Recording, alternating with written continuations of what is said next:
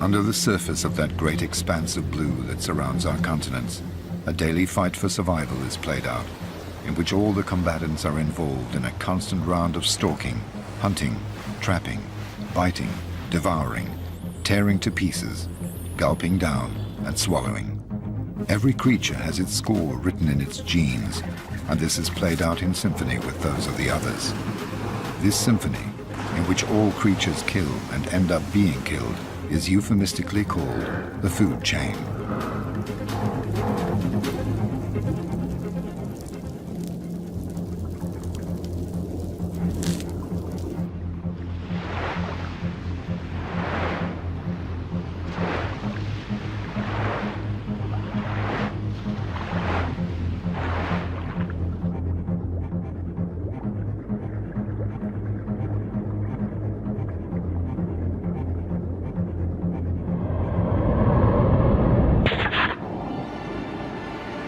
In the Pacific, around the islands of Micronesia, lie shipwrecks that are witness to a war between humans.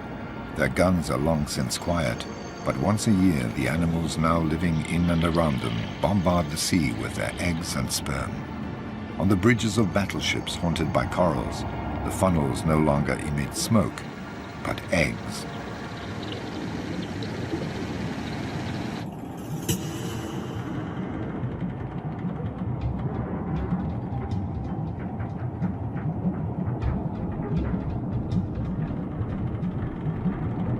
Crown-of-thorns starfish, sea urchins and giant clams, lodged like so many squatters on the wrecks, explode around the time of the spring full moon and release billions of sexual cells which will reproduce when they happen to meet. On the sides of the shell-studded battleships, the fertilized eggs grow, become larvae and mingle with the mass of plankton. There the predators await and swallow them in vast quantities.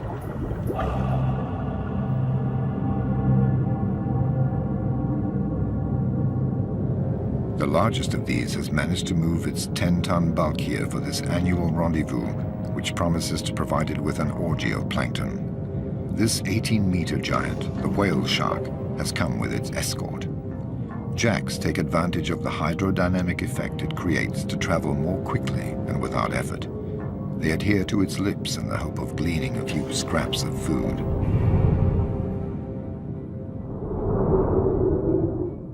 Remoras stick to the whale shark's tail with their suckers. They too are waiting for a few leftovers.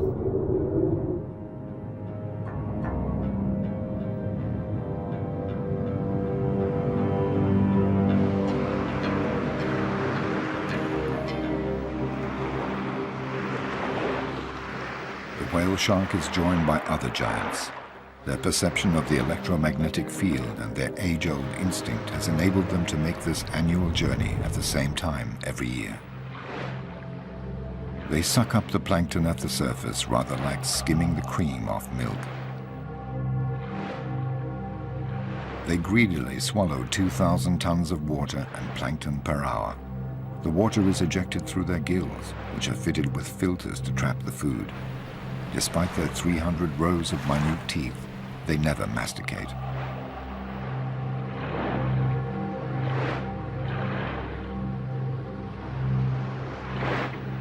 Their horizontal swimming enables them to feed continuously while clearing their filters of the excessive plankton.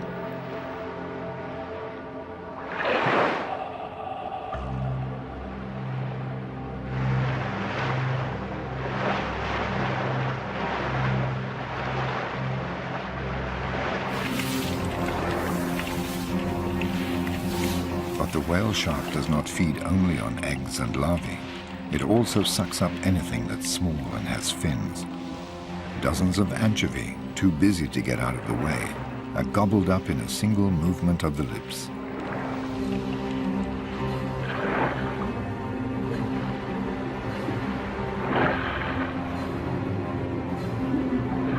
When the school of anchovy takes flight, the shark heaves itself back round towards it. The anchovy then seek to protect themselves by twirling around its body.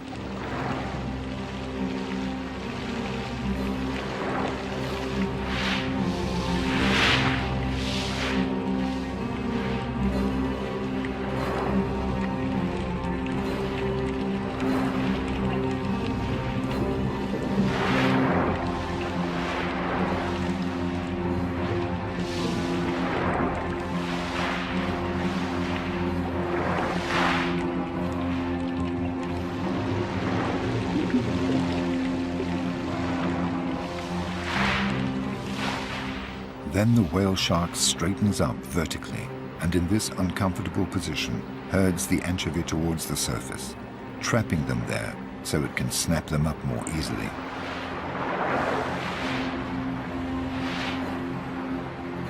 You are never alone in the ocean. Inquisitive sea lions come to see this great beast which is feeding on anchovy in their own hunting ground. It has left them without anchovy and is calmly gliding away. The sea lions have noticed more interesting prey, a school of steel pompanos, also attracted by the plankton. Faced with the predator, the steel pompanos regroup into battalions and close their squad's ranks. Like an army of immortals, lost in the mass, they seem invulnerable. The sea lion has a problem, focusing on a single pompano. In response to their zigzagging maneuvers, it counters by dividing up their battalion. Finally, it notices the fish that is having trouble keeping up with the rest. It isolates it and will not let go.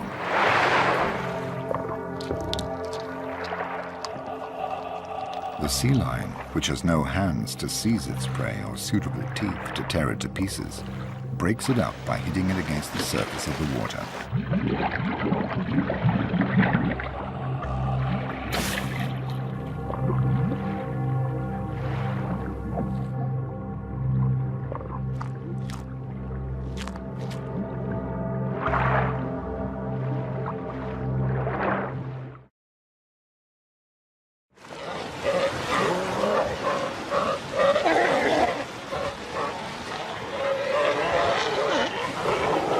The sea lion is a mammal and likes to play for the sake of playing, often to the detriment of its prey.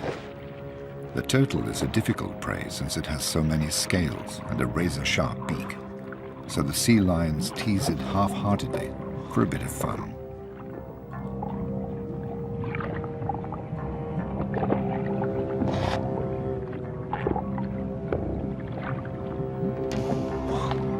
The reptile gets off lightly for the time being.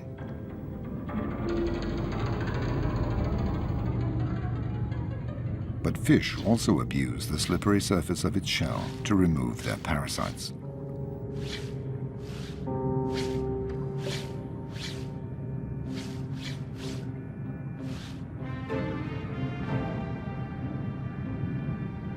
The turtle basically lives on what the reefs offer it, coral.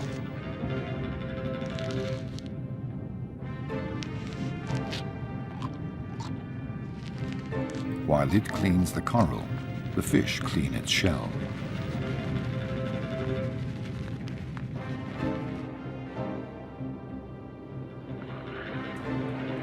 The turtle has found its favorite meal, the sea cucumber, a mollusk. The animal tightens into a ball to avoid being bitten and is swept along by the current towards the rocks where it tries to hide.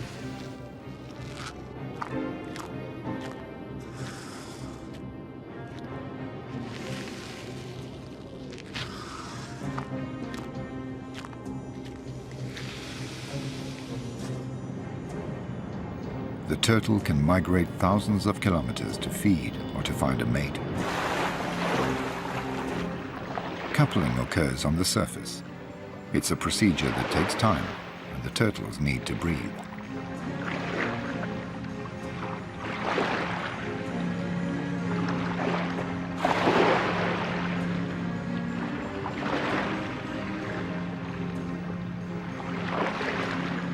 In the tossing waves, the male clings on with its rear flippers, while the female wears itself out trying to recover its breath.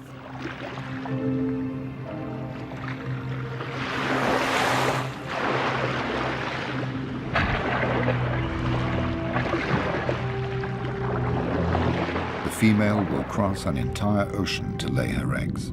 She will face 1,000 predators and will often have to brake using her 4 flippers in order to avoid them. But she will always end her life in the mouths of scavenging sharks.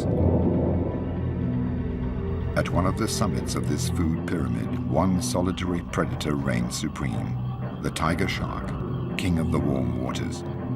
Always on the lookout for food, the 6-meter-long predator glides along in coastal waters near oceanic islands. If it fails to find any live prey, This fin dustbin contents itself with picking clean the dead bodies lying among the reefs.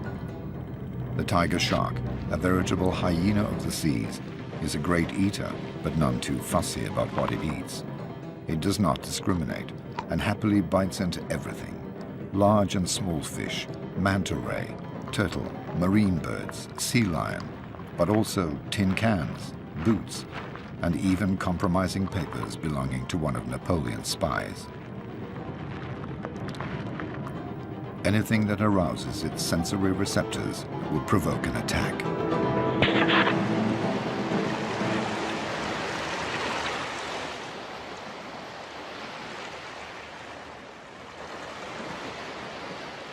The November full moon shines over the Galapagos Islands. Darwin's Island is the gateway to the infinite expanse of the Pacific. 10,000 kilometers of blue, of marine currents, storms, and deadly traps. Every year, during the full moon of November and December, numerous species of fish come together and initiate their love ritual, which ends in sexual debauchery. Male jacks, attracted by the smell of the pheromones released by the females, set about pursuing them, all against one. The males give up their pursuit as soon as the female has laid her eggs, and they have had the chance to fertilize them. Billions of oocytes turn the sea cloudy and attract another giant predator, the manta ray. This cousin of the shark, supported on wings spanning 6 meters, swims through kilometers of schools of pelagic fish busy reproducing.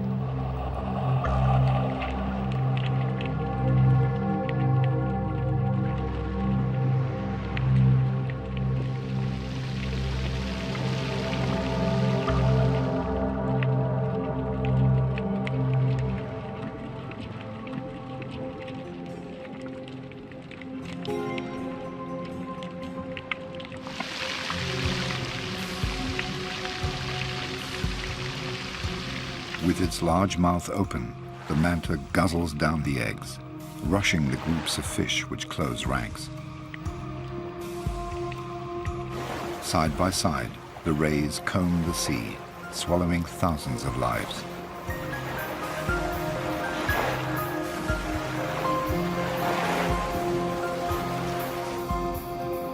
On both sides of its mouth, the manta unrolls the cephalic lobes, which it uses as a spoon to gulp down the plankton.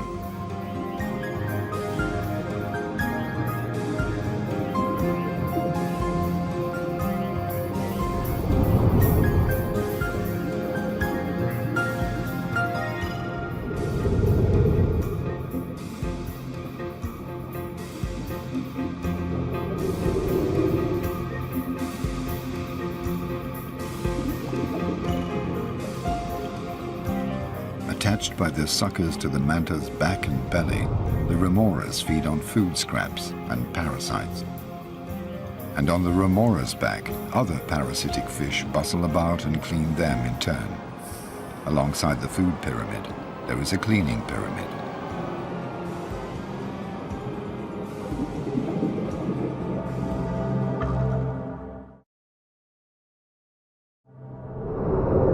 In the undersea world, no creature has hands to clean or scratch itself. So prey and predator spend a lot of time rendering such services to each other. Its meal over, the manta ray has just come to rest over a reef, always the same one, and offers its gaping mouth to the scavenging wrasse, which thoroughly rid it of its parasites.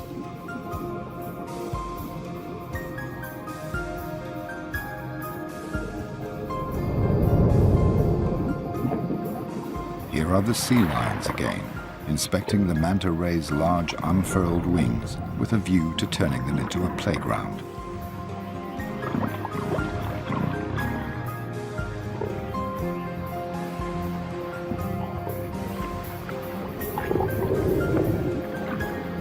This ballet between mammal and shark has a different meaning for each. Only the sea lion is sufficiently developed to have a sense of play. It's having fun, while the manta is putting up with its antics. The sea lion discovers a new game, surfing.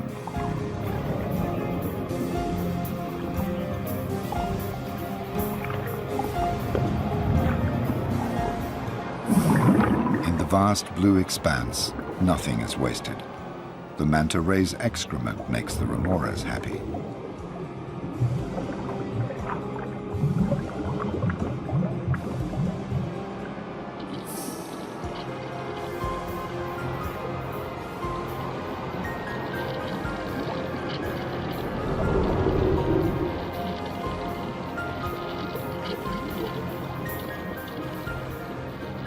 In the sea, everything is recyclable and recycled.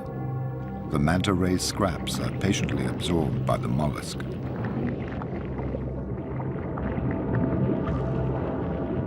The mollusks suck up the food, grind it with their small teeth, detaching the particles and bringing them back to their oral cavity.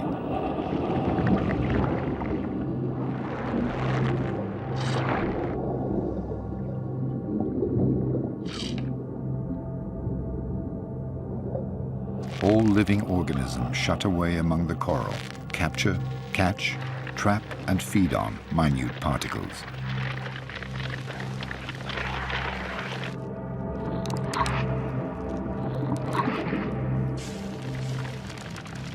When life abounds in diversity, there is considerable interaction between animals and the intensity of predation. Over the millennia, the animals invent new strategies for survival or capture. Camouflage is the most sophisticated form, where the creature attempts to blend in with the surroundings on account of its appearance, movements, or color. A crab carries an entire sea urchin in order to hide and to put off its predators. Other monsters lie in wait in the sand and only keep one eye above the surface.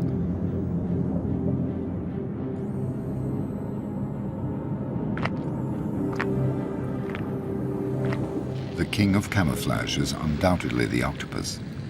It can change color at any time by simple contraction and relaxation of its pigmented cells, the chromatophores. It confuses its enemy and allows it to swoop down on its prey. Its meter-long tentacles crush the large crab in a few minutes, and then its sharp beak tears it apart.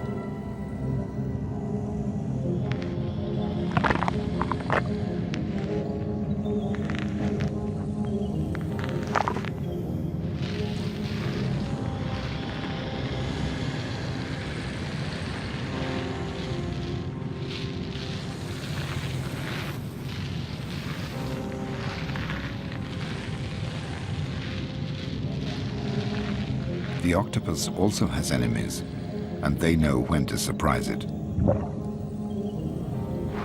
Today, this female octopus is building her nest to lay her eggs.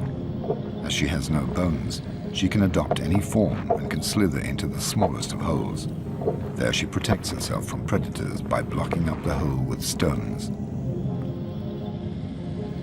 Here she lays between 100,000 and 400,000 eggs and hangs them for 2 months in cocoons no larger than grains of rice. She carefully ventilates them by fanning a current of water around them until they hatch. While she's taking care of her future offspring, she stops feeding for 2 months and will therefore die as soon as they are born. But after 30 days, the water has suddenly got colder. This will delay the hatching of the eggs. The female is weakening fast. Will she live long enough to look after her eggs until they hatch? Driven by necessity, she makes the mistake of leaving her den to look for food. Her neighbors, the moray eels, which usually distrust her, sense that the balance of power has changed.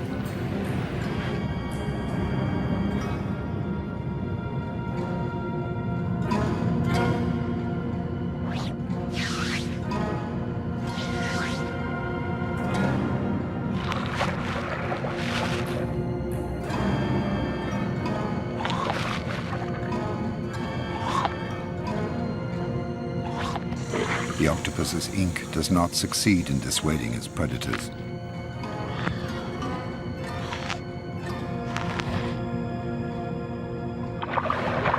The moray eels do pirouettes, rather like crocodiles do, to tear off meat.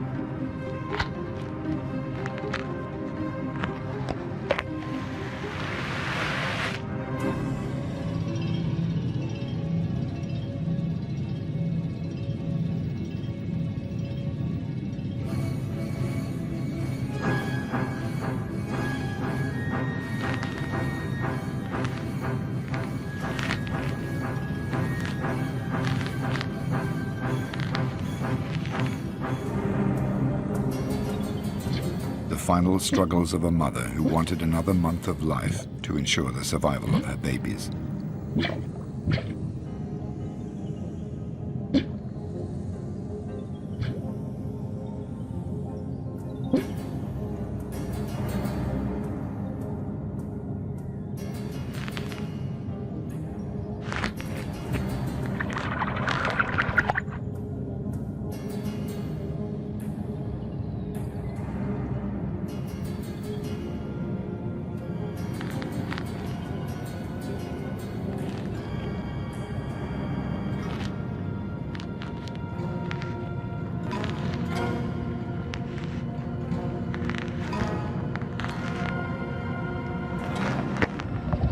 The female dies in one last cloud of ink.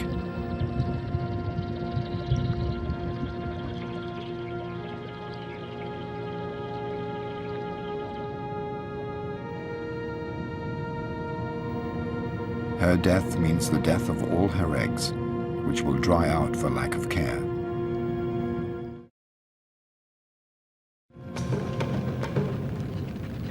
It's the time of the truth, a time when the prey cleans the teeth of the predator, who badly needs it.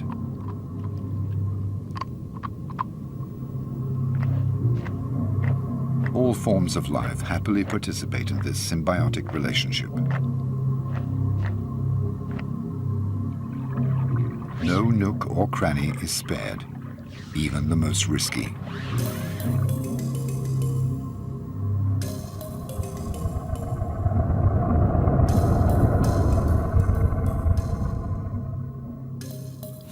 Some fish are more cautious and don't entrust their flanks to others. They rid themselves of their parasites using a stone until it becomes too smooth. Or they use the coarse skin of the coral shark for their grooming.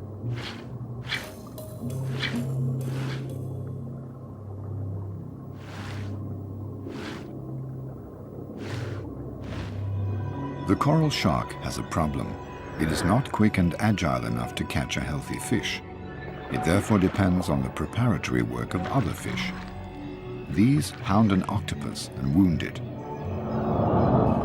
The meal is ready, and the coral shark only has to help itself.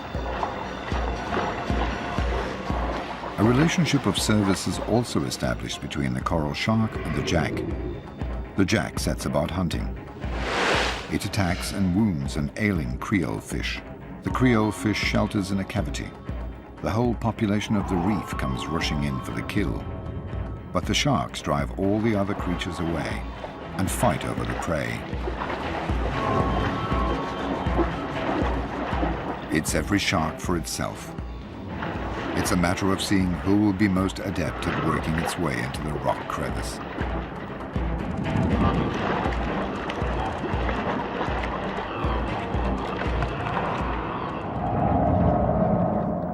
And then it's siesta time, some lying on top of others like lions, but minus the affection.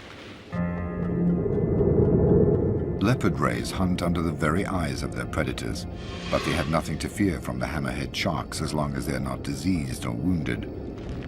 They scan the floor with their nose, which is designed to detect crabs, shells, and mollusks. They dig to unearth them and take in sand at the same time.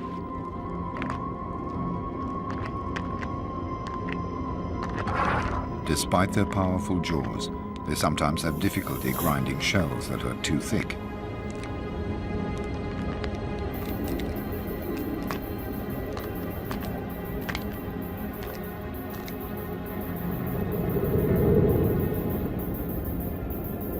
And soon the schools of leopard rays will cover the sea, like so many stars carpeting the sky.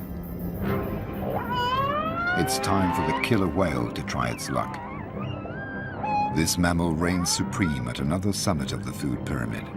It's the nightmare of the rays, because unlike the sharks, which only hunt at night, it's active day and night and needs to feed more often than sharks. It harasses the rays until they become exhausted and zeroes in on the weakest.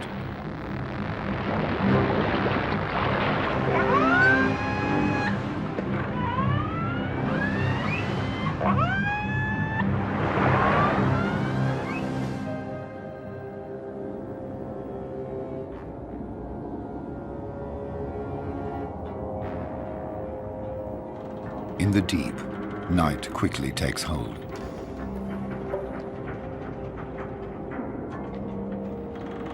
Among the debris of naval battles, another battle is played out.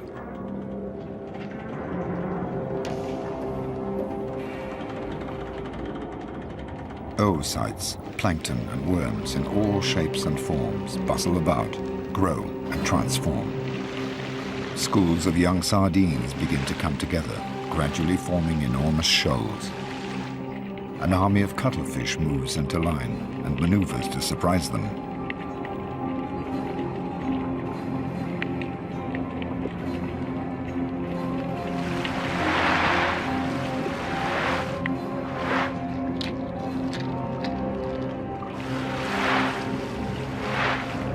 The cuttlefish has 2 tentacles and 8 arms. It launches its 2 tentacles like harpoons and stores its prey using the suckers covering its arms.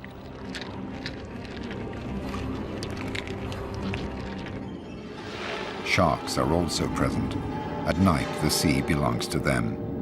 They're on the prowl to satisfy their appetite. All their prey know it, and they all lie low.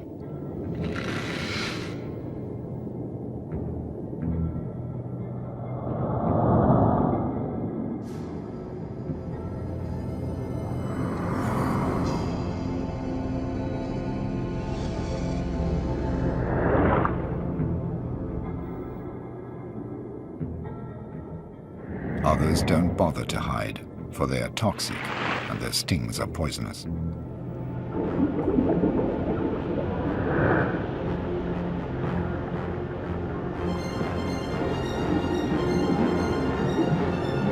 The sharks spread fear, track down hiding places, and hound those fish that panic.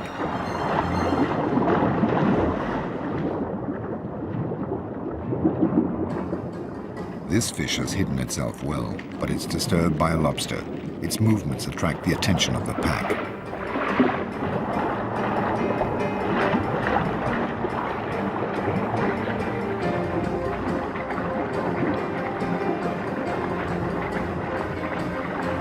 The red fish ends up being caught. A parrotfish looks for a refuge. Will a mere crevice be enough to protect it from the relentless sharks?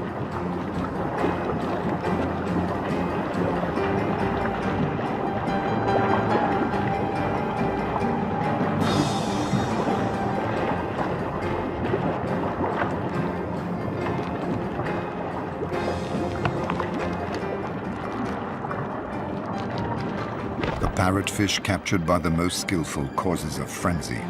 The sharks lose all their inhibitions and turn on each other.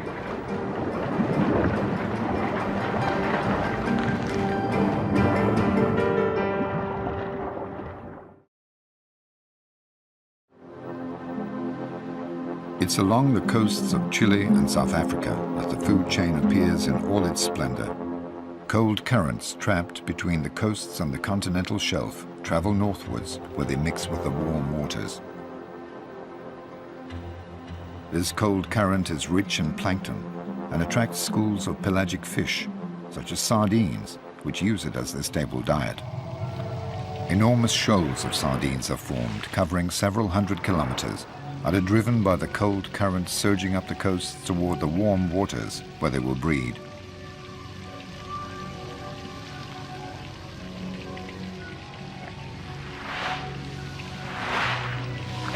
But they haven't got there yet. Their journey will turn into a genuine obstacle course. All the sea's predators will be converging on them, starting with the schools of jacks, whose equivalent on dry land are packs of wild dogs.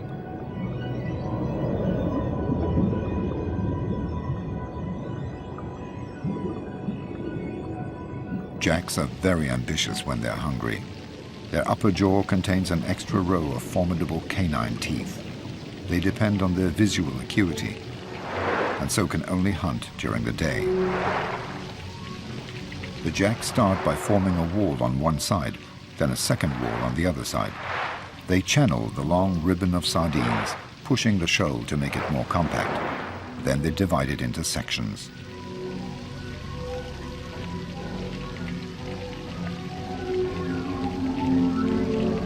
The sardines close ranks, squeezing up against each other. Finally, the jacks isolate a group, pursue it, and drive it towards the surface. Then they proceed to attack. The first of the many feeding frenzies that the sardines will suffer is beginning.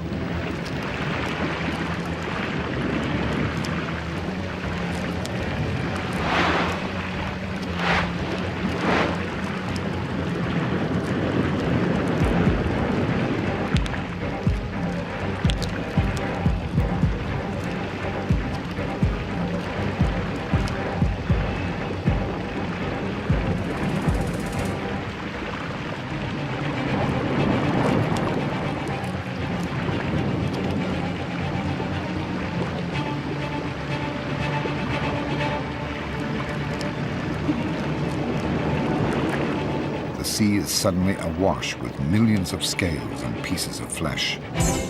These attract manta rays, which devour the particles.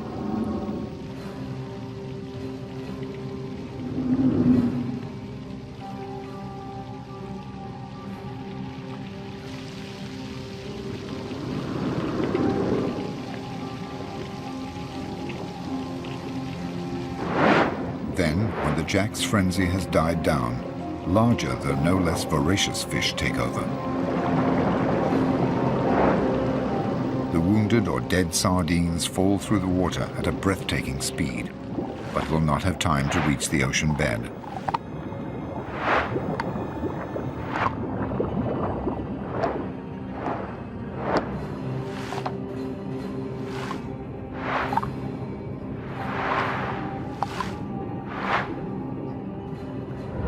Finally, black-tipped sharks, as always, gather up the remains of the work of others.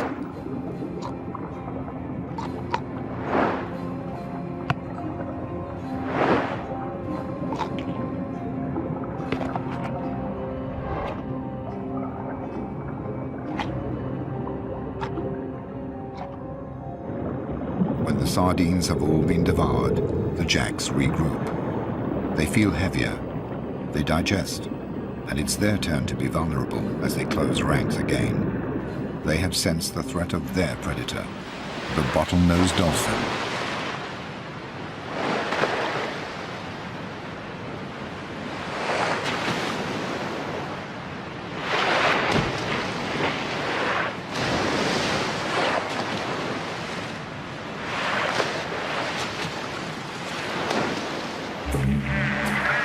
The dolphin is guided by sound.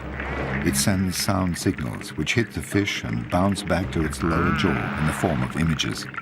Once it has seen a jack that is weaker than the others, it doesn't let it go. The jacks have no other defense but to scatter.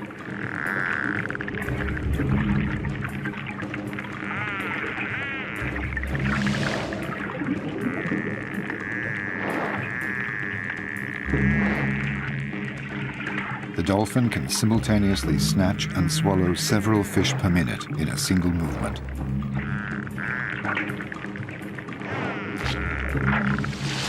After 6 minutes, the bottlenose dolphin has to return to the surface to breathe. The enormous school of sardines continues its progress northwards. All the sardines are the same size and the same age. The ones at the front are better fed and can get oxygen more effectively, but they tire quickly and they're in the front line, and so more likely to be eaten by predators. And these predators, common dolphins, have come from far away, attracted by the high-frequency sounds emitted by the school of sardines.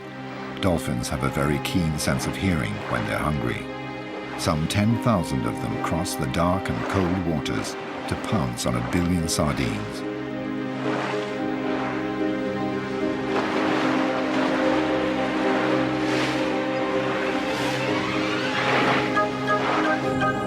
They are all there, the females with their young pressed against their belly, supervised by groups of male guardians. The oldest trail at the rear.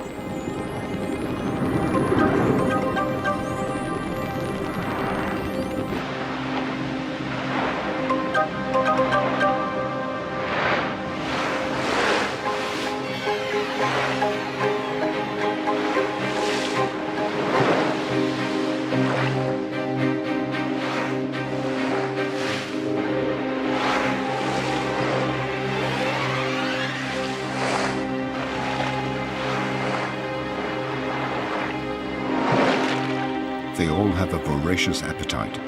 They communicate their enthusiasm and fine-tune their hunting strategy. The well-organized dolphins dive under the shoal of sardines and push it up towards the surface. All they have to do now is open their mouths and help themselves.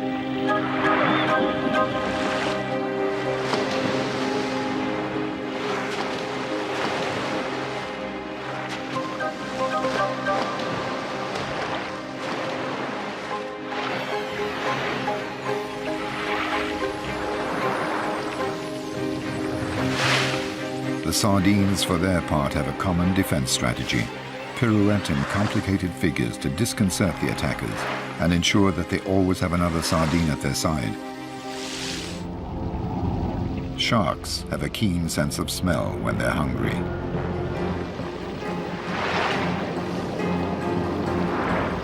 Unlike dolphins, sharks don't live in a cohesive social structure.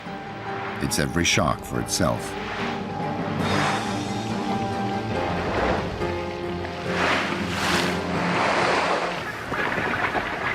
A fourth species of predator has noticed the shoal.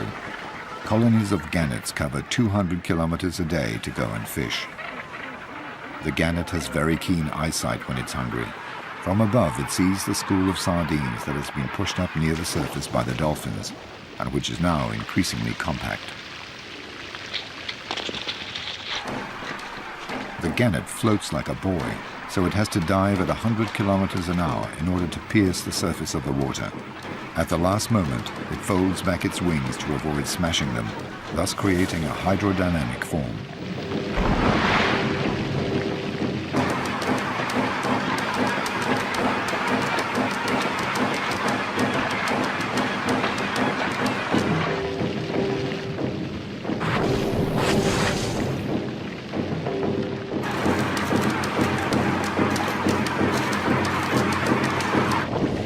Gannets dive in successive waves, up to 30 meters deep. Sometimes the shoal manages to place itself beyond the reach of the birds' beaks, and the gannets tire.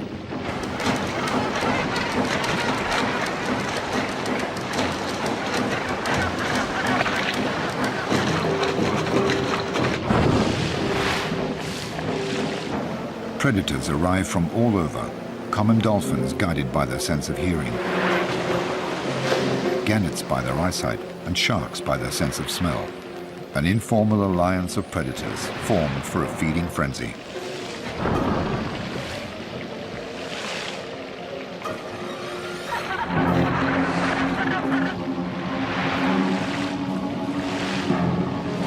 And soon the greatest predator will make its presence felt: the bride whale.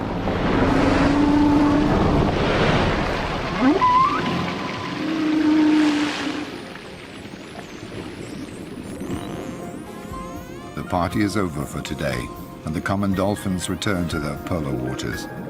They express their contentment, sharing their excitement, and regaling their young with lengthy tales of the hunting adventure. For the young are there too. They have not taken part in the hunt, but they have observed it, hidden beneath the belly of the adult females. The females took it in turns to dissuade the sharks from coming near until they had all eaten their fill. The school of sardines, despite its losses, continues northwards and approaches the coast.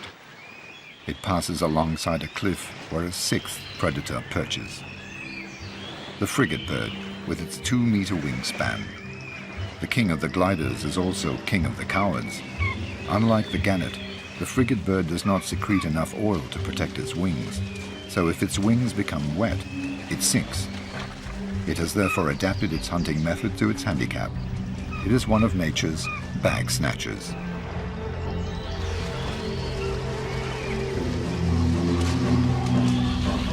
Under the water, the sharks jam an isolated school of sardines up against the surface to finish it off.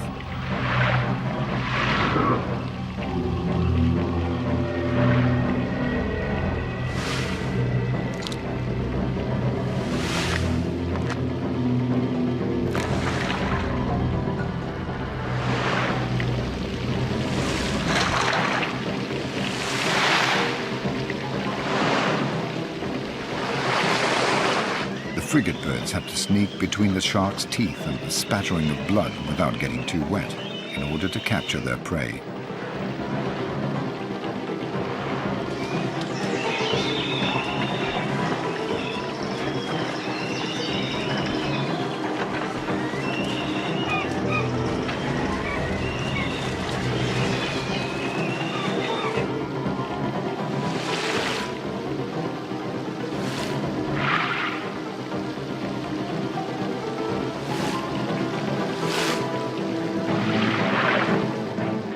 When one of the frigate birds captures a sardine, all the others hurl themselves onto it to get their share.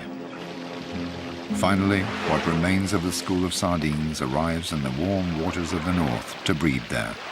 For many of the older sardines that have already made the journey often, this will be the last one, because the food chain is dominated by one supreme, invisible predator, Homo sapiens.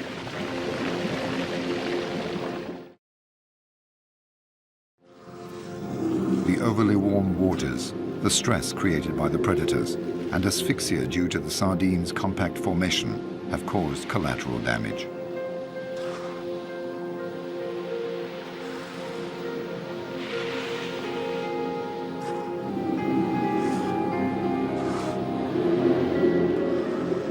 Carried along by the current, they will not go far because refuse collectors are following their tracks.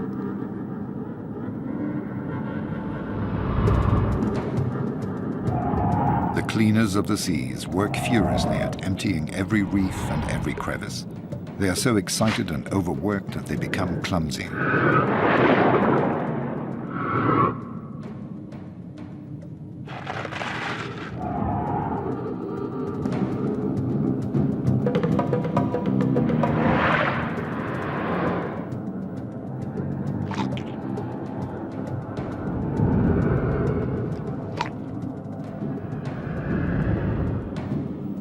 Everything is cleaned. Thanks to the sharks, the sea will always be clean. This one-month frenzy comes to an end when the ferocious predator turns into a docile patient, imploring a wrasse to clean its teeth.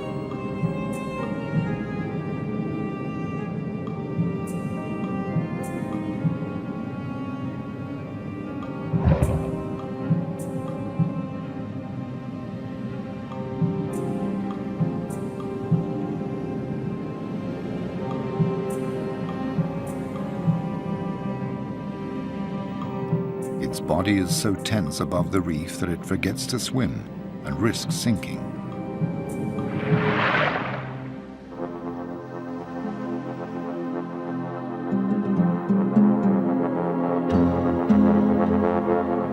The southernmost tip of Africa, at the Cape of Good Hope, where the warm waters of the Indian Ocean meet the cold waters of the Atlantic, is where we find the largest of the predators, the great white shark. It lords it over a large area containing a dozen colonies of sea lions, its favorite prey.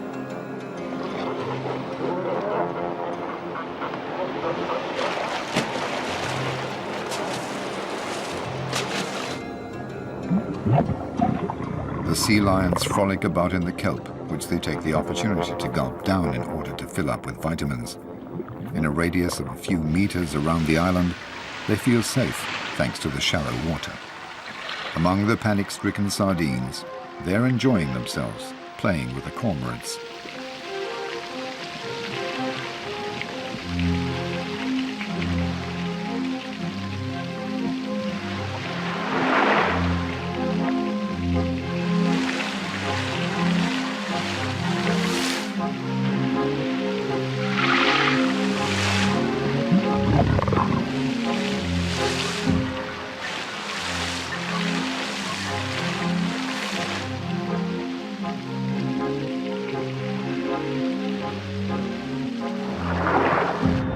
A few meters away, the great white sharks are patrolling, waiting for a sea lion to get carried away with the game and make a mistake.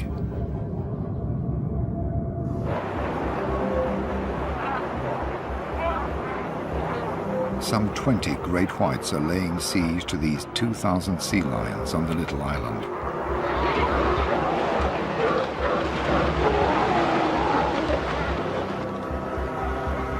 The island is a fortress surrounded by a circle of death.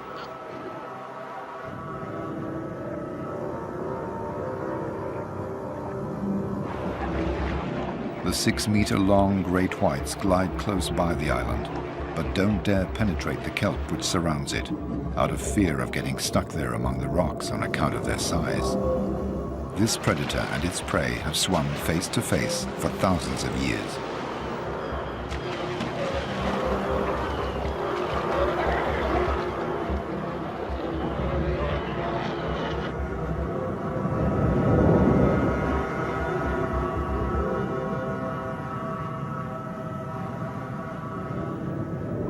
But in order to go and look for food in the sea lions have to take the risk of crossing the circle of death.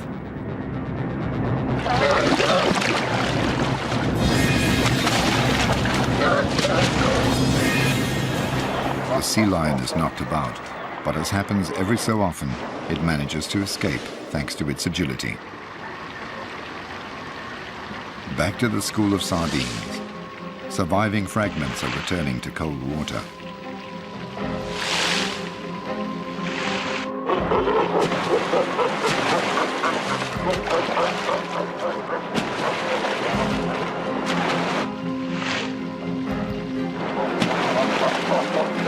Bronze sharks, natural predators of the sea lions, join them but don't pay them any attention.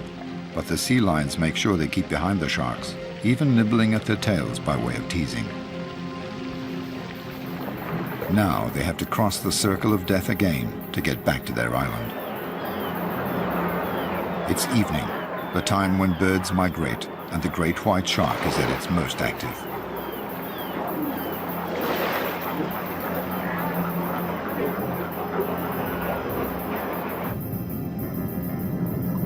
For their part, the sea lions are tired after their long journey and are less vigilant.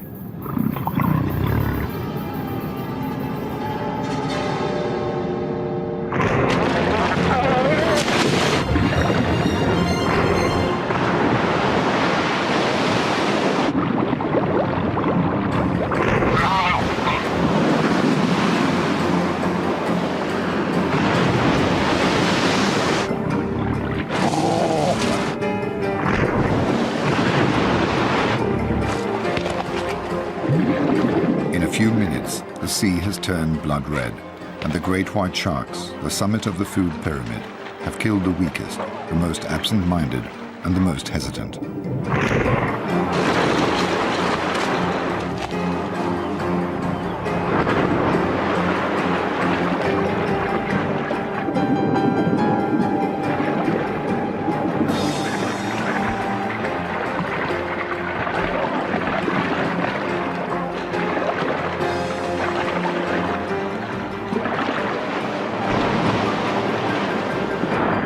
Over the course of thousands of years, each animal in its own way has brought about a natural selection amongst its prey. It has enabled its species to reproduce only its best elements in order to survive, evolve, adapt, and become stronger. In the sea, as on land, failure to adapt leads to extinction.